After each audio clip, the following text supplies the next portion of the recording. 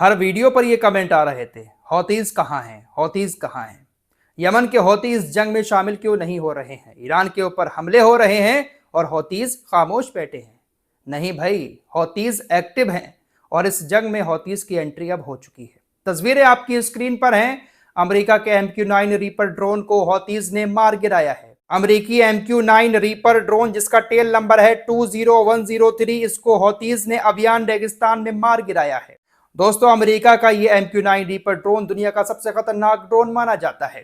इस ड्रोन का इतिहास ये रहा था कि इसको आज तक कोई भी देश नहीं मार पाया था, लेकिन पिछले 2 साल की जंग में यमन के हौतीज ने तकरीबन 18 से 20 MQ-9 रीपर ड्रोन मार गिराए हैं।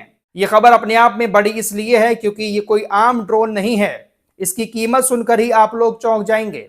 इस एक ड्रोन को बनाने के लिए अमेरिका तकरीबन $30 मिलियन खर्च करता है। भारतीय रुपए में तकरीबन 250 करोड़ रुपए होते हैं। 250 करोड़ रुपए का एक ड्रोन हौतीज ने अकेले मार दिए 18 से 20 ड्रोन। तो आप सोच सकते हैं कि कितना बड़ा आर्थिक नुकसान हौतीज अमेरिका को पहुंचा रहे हैं। हौतीज इस जंग में शामिल हैं। ईरान को उनको बुलाने की जरूरत नहीं है, बल्कि ऑलरेडी वो जंग में है। जहां पर भी उनका मौका लगेगा वो हमला करेंगे। हिजबुल्लाह तो शामिल हो ही चुका है ऑफिशियली। हिजबुल्लाह ने आज 2 ऑपरेशन की जानकारी दी है। आज सुबह 5 बजे इसराइल के रमात डेविड एयरबेस रडार और नियंत्रण कक्षों को आत्मघाती ड्रोन से निशाना बनाया गया। तकरीबन सुबह 6:30 बजे इजरायली गोलान में नाफा बेस पर रॉकेटों से हिजबुल्लाह ने हमला किया। हालांकि बहुत सारी चीजों को इंटरसेप्ट कर लिया जाता है, लेकिन ऑपरेशन हिजबुल्लाह ने शुरू कर दिए हैं। तो ईरान की मदद के लिए कोई देश सामने नहीं आ रहा है, बल्कि ये तमाम संगठन जो है वही ईरान की मदद को आगे आ रहे हैं। बाकी ये तमाम अरबी देश इजराइल और अमेरिका के साथ हैं। लेकिन जो यूरोपीय देश हैं, जिनका अमेरिका और इजराइल के साथ मिडिल ईस्ट में संगठन बना हुआ है, वो देश अभी भी इस जंग में नहीं कूद रहे हैं, क्योंकि उनको मालूम है कि जंग होती है, इतना आसान नहीं है किसी भी जंग को जीतना या जंग लड़ना। जर्मनी के बारे में आपको बता चुका हूं। जर्मनी ने मना कर दिया है कि वो डायरेक्ट हमले करने के लिए अमेरिका के साथ शामिल नहीं होगा। ब्रिटेन को लेकर खबर आ रही है। ब्रिटेन के प्रधानमंत्री ने साफ इनकार कर दिया है कि वो इस जंग में अमेरिका के साथ शामिल नहीं होगा, जबकि गठबंधन करते हैं ये लोग मिडिल ईस्ट के अंदर।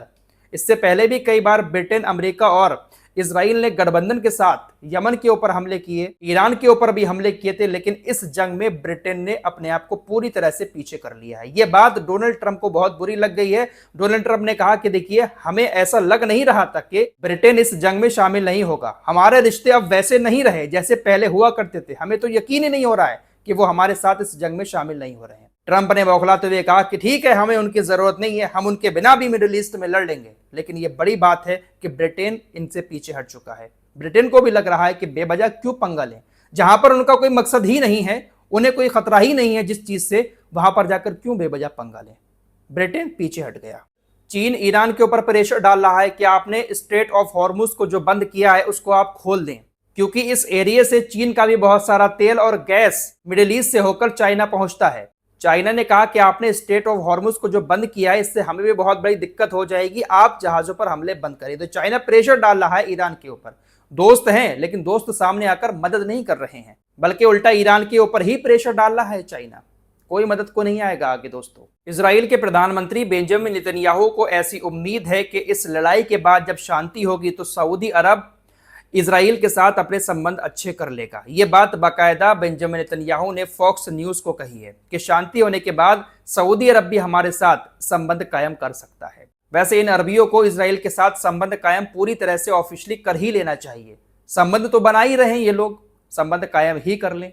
दोस्तों, इन अरबियों को ऐसा लग रहा था कि ईरान कुछ नहीं कर पाएगा, लेकिन ईरान इनको बहुत गहरी चोट पहुंचा रहा है। ईरान के जो सस्ते से ड्रोन हैं, जिसके बारे में मैं लगातार बता रहा हूं, उस सस्ते से ड्रोन ने दुबई के अंदर अमेजॉन का जो ऑफिस है उसको निशाना बनाया। अमेजॉन की तरफ से इस बात की जानकारी दी गई है कि ईरान ने दुबई के अंदर हमारे 3 डेटा सेंटर्स को निशाना बनाया है और ये हमले ड्रोन से हुए थे, जिसके बाद हमारे तीनों डेटा सेंटर ठप पड़े हैं। दुबई अपने आप को दुनिया का सबसे सेफ शहर कहता था। दुबई के अंदर जो लोग एशिया के रह रहे हैं, पाकिस्तान के खासकर, जो प्रॉपर्टी डीलिंग का काम कर रहे हैं, जो वहां पर बिजनेस कर रहे हैं, वीडियो बना कर दिखाते थे कि देखिए कितना सेफ है दुबई। दुबई पर कोई परिंदा भी पर नहीं मार सकता, लेकिन ईरान अपने परों को वहां पर फड़फड़ा रहा है। समुद्र में गोता लगाकर पर फड़फड़ा रहा है, बूंदें गिर रही हैं दुबई के ऊपर और उससे ब्लास्ट हो रहे हैं। अब दुबई की बात चली है तो एक यहां पर खबर और ऐड कर देता हूं। हर किसी को दुबई चाहिए था। हर बिजनेसमैन दुबई में अपना घर बनाना चाहता है, जिसे देखो दुबई दुबई करता रहता है। अब उसी दुबई से भागने के लिए बड़े बड़े रईसजादे, बड़े बड़े बिजनेसमैन करोड़ों खर्च करने को तैयार हैं और प्राइवेट जेट मांग रहे हैं और प्राइवेट जेट की तलाश में है, कैसे भी करके दुबई छोड़ना है। दुबई के अंदर जो रईसजादे हैं वो तकरीबन $3.5 लाख देकर प्राइवेट जेट मांग रहे हैं कि कैसे भी करके वो मिडिल ईस्ट छोड़ सकें।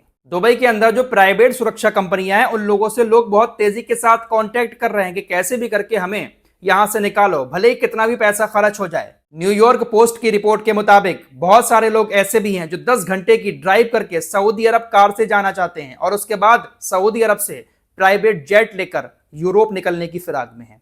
तो अफरा तफरी मची हुई है। बड़ा दुबई दुबई दुबई लोग करते थे, लेकिन उसी दुबई की हालत ईरान खराब कर रहा है। अमेरिका और इजराइल ने ईरान के ऊपर जो हमले किए हैं उसकी भी पूरी रिपोर्ट सामने आ चुकी है। रेड क्रिसेंट की टीम ने बताया कि तकरीबन 153 ईरान के जिले इससे प्रभावित हुए हैं। 153 जिलों में तकरीबन 504 जगहों पर अमेरिका इजराइल ने 1039 हमले किए हैं। इसमें तकरीबन 787 लोगों की अब तक जान गई है। बहुत सारे लोग इसमें घायल भी हुए हैं। दुनिया में अमेरिका और इजराइल ही ऐसे देश हैं कि जब भी कहीं पर भी जंग होती है, इनके हमले में आम लोगों की जान बहुत ज्यादा जाती है। अभी 3 दिन ही हुए हैं, 787 का आंकड़ा बताया है। मलबे के नीचे भी बहुत सारे लोग दबे हुए होंगे। पिछली रिपोर्ट में आपको बता चुका हूं कि सऊदी अरब के अंदर जो अमेरिका की एम्बेसी है उस पर ईरान ने हमला किया, बहुत बड़ा नुकसान हुआ। उस हमले की सऊदी अरब के विदेश मंत्री ने निंदा की है और इसको क्रूर हमला बताया है। सऊदी अरब के अलावा जो कतर के अंदर अमेरिका का दूतावास बना हुआ है, एम्बेसी बनी हुई है, उस पर भी ईरान ने हमला किया। कतर के अंदर हुए हमले की कुवैत निंदा कर रहा है और इसको अंतर्राष्ट्रीय कानूनों के खिलाफ बता रहा है।